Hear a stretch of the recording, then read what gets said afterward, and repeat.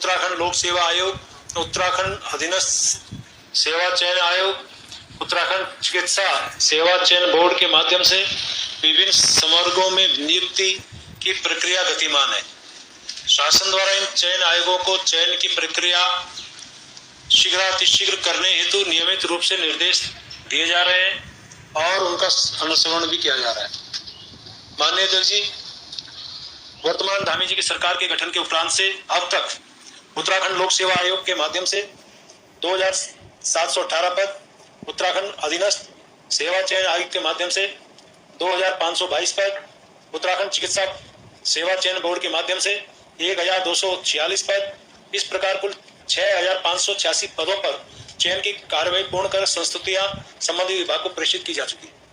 वर्तमान में उत्तराखंड लोक सेवा आयोग के माध्यम से 7963 पद, उत्तराखंड अधीनस्थ सेवा चयन आयोग के माध्यम से 2917 पद, उत्तराखंड चिकित्सा सेवा चयन आयोग के माध्यम से 2256 पद, इस प्रकार कुल 13136 पदों पर भर्ती की प्रक्रिया विभिन्न चरणों यथा प्रतियोगिता परीक्षा आयोजन, विज्ञप्ति प्रकाशन, अधियाचन परीक्षण अथवा पाठ्यक्रम निर्धारण आदि चरणों में गतिमान है।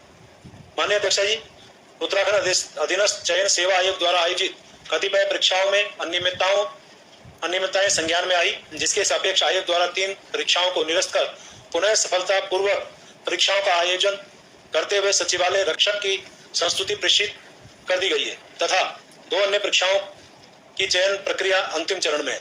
इसके अतिरिक्त आयोग द्वारा 8 अन्य परीक्षाओं की विवेचना एक स्वतंत्र समिति के माध्यम से कराते हुए समिति की संस्तुति प्राप्त होने के उपरांत उक्त परीक्षाओं में से 6 परीक्षाओं की प्रक्रिया पूर्ण कर संस्तुतियां संबंधित विभागों को प्रेषित की जा चुकी है और 2 परीक्षाओं की प्रक्रिया अंतिम चरण में। माननीय अध्यक्ष जी, उत्तराखंड अधीनस्थ सेवा चयन आयोग में परीक्षा चयन में अनियमितता प्रकाश में आने पर राज्य सरकार द्वारा तत्काल रूप से अभ्यर्थियों के भविष्य को दृष्टिगत रखते हुए 23 परीक्षाओं को उत्तराखंड लोक सेवा आयोग को स्थानांतरित किया गया और साथ में उक्त के अतिरिक्त लोक सेवा आयोग की 3 परीक्षाओं में अनियमितता प्रकाश में आई थी, जिसके सापेक्ष आयोग द्वारा उक्त परीक्षाओं को निरस्त कर सहायक अभियंता, पटवारी, लेखपाल की परीक्षा पुनः आयोजित की जा चुकी है तथा कनिष्ठ अभियंता परीक्षा हेतु पुनः नवीन अध्याचन आयोग को प्रेषित कर दिया गया है। इसके साथ साथ उत्तराखंड प्रदेश में प्रतियोगी परीक्षाओं में पारदर्शिता एवं सूचित को सुनिश्चित करने के लिए राज्य सरकार द्वारा उत्तराखंड प्रतियोगी परीक्षा भर्ती में अनुचित साधनों के रोकथाम व निवारण के उपाय अधिनियम 2023 प्रख्यापित किया गया है, जिसमें अनुचित साधनों में लिप्त पाए जाने पर आजीवन कारावास की सजा एवं 10 करोड़ रुपए तक के जुर्माने आदि के प्रावधान किए गए। माननीय अध्यक्ष जी, संविदा कर्मियों के स्थायी किए जाने के संबंध में कार्मिक विभाग की विनियमितीकरण नियमावली 2011 अधिक्रमित करते हुए विनियमितीकरण नियमावली 2013 प्रख्यापित की गई थी, जिस पर माननीय उच्च न्यायालय द्वारा स्थगन आदेश पारित है। मैं समझता हूं कि ये लगभग इसी प्रकार से जो एक हमारे यहाँ वेटिंग लिस्ट नियमावली है, प्रतीक्षा सूची नियमावली 1 सितंबर को कैबिनेट में इसी 1 सितंबर को पास की गई है। इससे पहले कुछ विभागों की नियमावली में वेटिंग लिस्ट की व्यवस्था, कुछ विभागों की नियमावली में यह व्यवस्था नहीं थी।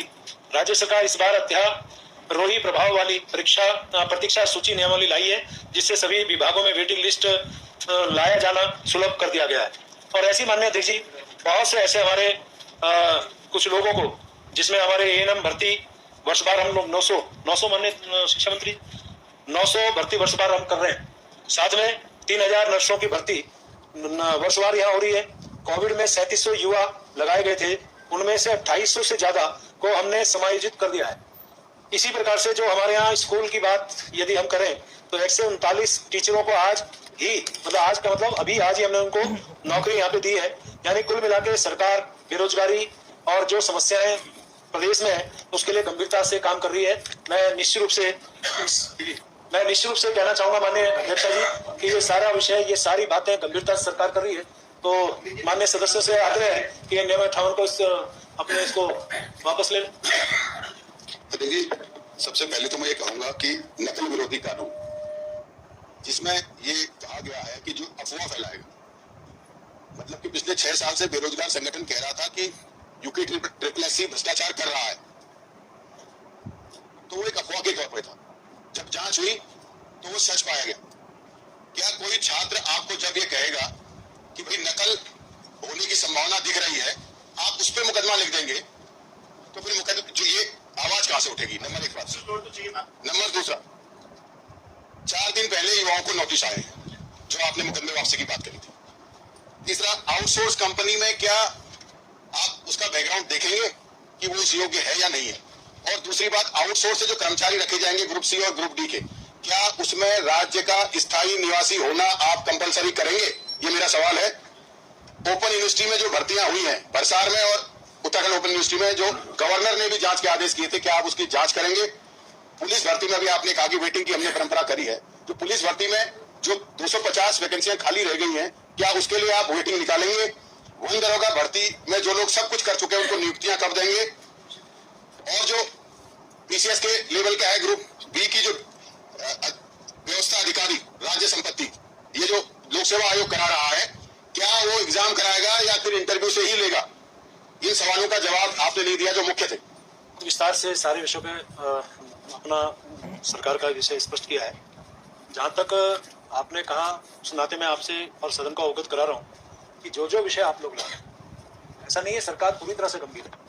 और जैसा आपने नकल अध्यादेश के बारे में कहा, मुझे तो अच्छा लगता कि आप उसकी प्रशंसा करते। और पूरे देश भर में आज इस नकल अध्यादेश को लेके लोग उत्तराखंड के नकल अध्यादेश की एक जानकारियां जुटा रहे हैं।